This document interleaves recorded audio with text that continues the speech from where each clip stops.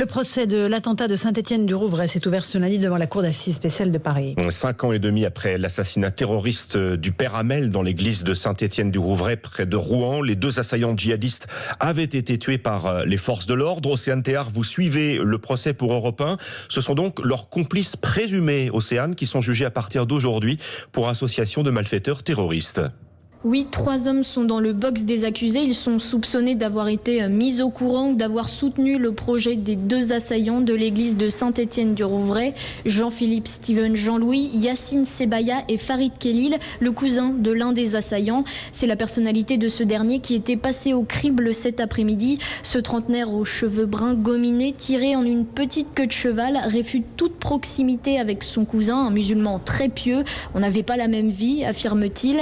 Farid Khelil aime les soirées au bar, il fume du cannabis, beaucoup. Il collectionne les filles, ses copines, comme il les appelle avec légèreté. Une vie débridée, comme il le dit, j'aime profiter, j'ai du mal à me fixer. Le président questionne Farid Khelil sur les 2 autres accusés assis à ses côtés dans le box. Connaissez-vous Jean-Louis Steven Jean-Philippe? Il était sur le groupe Telegram de mon cousin, mais je l'ai vu pour la première fois dans le bureau du juge. Connaissiez-vous Yassine Sebaya? Non. J'ai découvert son nom dans le dossier d'instruction, répond l'accusé. Dans les prochains jours, ce sera au tour des 2 autres accusés d'être questionnés. Le verdict du procès est lui prévu pour le 11 mars. Océane Théard à la cour d'assises spéciale de Paris.